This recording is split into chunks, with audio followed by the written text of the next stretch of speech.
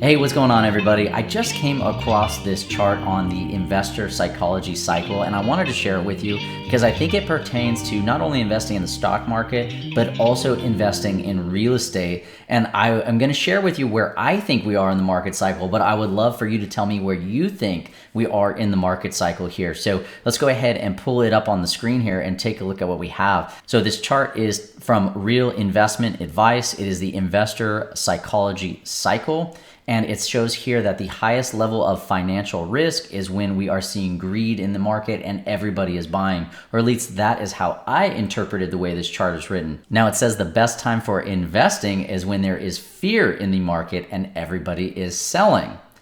So it's sort of two opposing arguments. It's like you should be buying when everybody is fearful and you should be selling when everybody is greedy. I think that's a pretty famous Warren Buffett quote. It said, "Be fearful when others are greedy and be greedy when others are fearful." I think that this chart sort of explains that really nicely. So let's go ahead and take a look at what this chart looks like here. So I'm going to start from the beginning. We have optimism here, and then we have enthusiasm, exuberance, euphoria, and then we start to roll over to where we have anxiety, denial, fear, despair, panic, capitulation, discouragement, dismay, hope, relief, and then back to optimism. So if we're thinking about real estate, I would like to kind of ponder where we are in the market cycle here today.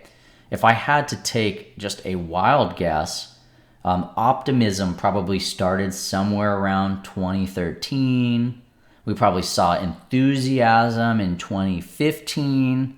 Maybe a hint of exuberance in 2017, 2018, maybe a little bit of euphoria in June of 2020 as the pandemic was really sinking in here. And then let's say the market probably peaked out somewhere around March of 2022. That's this year. And we started rolling over.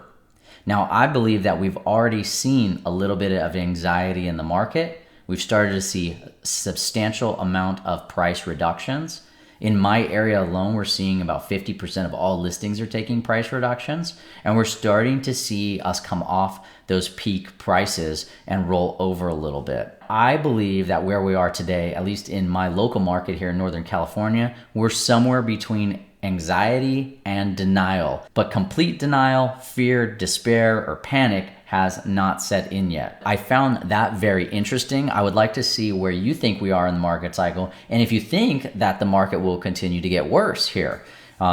That I don't know. We're gonna have to see what happens here in 2023, if we go into a recession, if mortgage rates continue to stay elevated or come back down a little bit. So there's so many variables as to where we are in the market and how it'll impact, let's say housing prices. Only time will tell. So we'll keep an eye on it. But I thought this chart was interesting. Would love to hear from you. Leave your comments below. If you haven't done so already, please consider hitting that like button and subscribing for more videos just like this. We'll see you on the next video. Take care.